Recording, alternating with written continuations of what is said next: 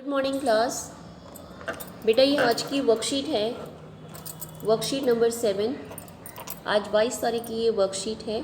हम लोग इतिहास के बारे में पढ़ रहे थे कि इतिहास क्या होता है, किसे कहते हैं, क्यों हम इतिहास का अध्ययन करते हैं। अब इसका ये पार्ट 2 है, इतिहास की समझ।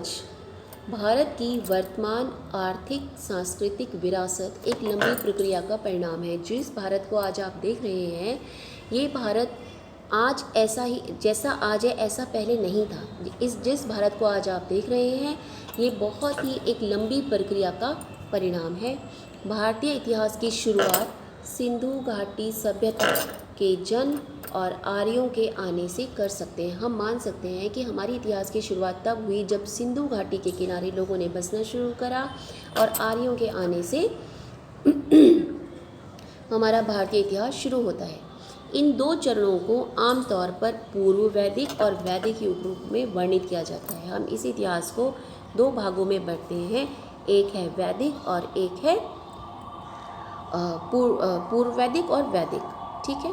ईसा पूर्व का अर्थ होता है ईसा के जन्म से पूर्व, चौथी सदी, आज से लगभग 2300 वर्ष पूर्व में सम्राट अशोक के अधीन भारत का एकीकरण देखा गया। मतलब जो सम्राट अशोक के बारे में आपने सुना होगा, सम्राट अशोक के काल में भारत का एकीकरण देखा गया। उन्होंने बौद्ध धर्म को एशिया के बहुत हिस्सों में फैलाया।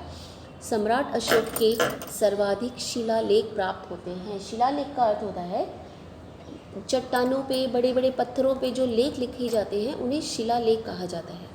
ठीक है। तो हमें अशोक के बारे में बहुत सारी जानकारी उन्हीं के शिलालेखों से मिलती है। हमारे देश का राजकीय प्रतीक सारनाथ के अशोक के सिंह स्तंभ से लिया गया। अशोक ने एक स्तंभ बनाया था जिसको अशोक का सिंह स्तंभ कहा जाता है। उसके जो ऊपर का हिस्सा है उसको हमने अपना राजकीय प्रतीक माना है।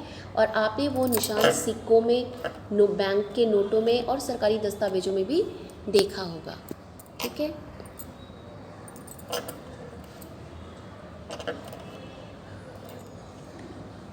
पहली सदी में ईसाई धर्म सीरियाई व्यापारियों के साथ केरल पहुंच गया। केरल में सीरिया से व्यापारी आए व्यापार करने के लिए और उन्हीं के साथ भारत में ईसाई धर्म पहुंचा।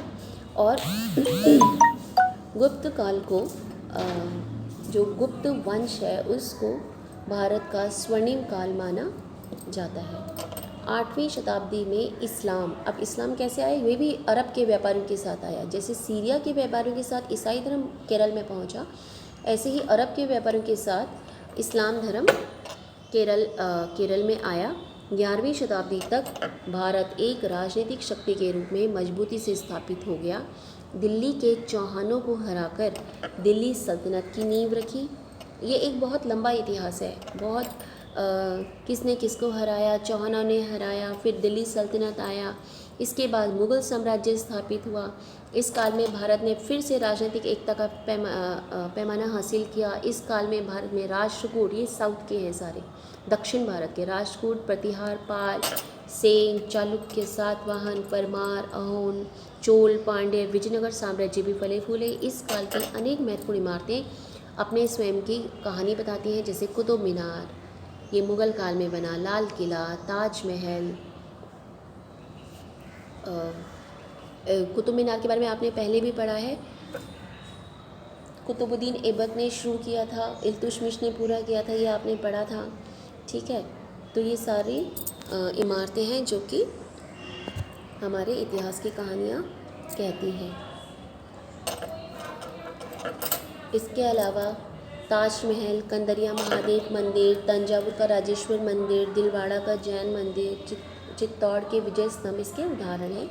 गुरु नानक देव जी ने सिख धर्म शुरू किया। कबीर, मीरा, चैतन्य देव, सूरदास जैसे भक्ति धारा के महत्वपूर्ण संतों ने समाज को नई दिशा दी।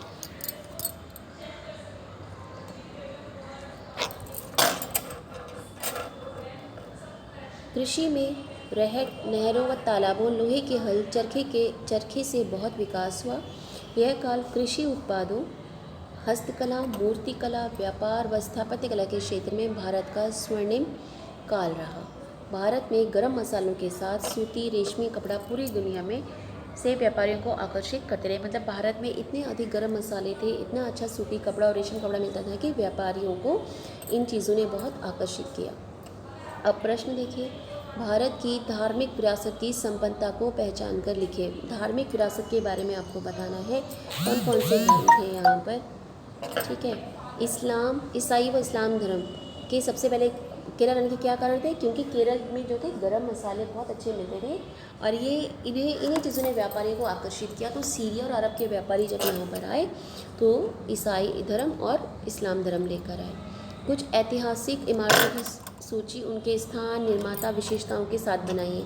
जैसे आपको बताना है, जैसे मान लीजिए कुतुब मीनार, वो कहाँ पर है, किसने बनाया है और क्या क्या विशेषताएं हैं, ये आपको लिखना है। ये आप खुद सर्च करेंगे।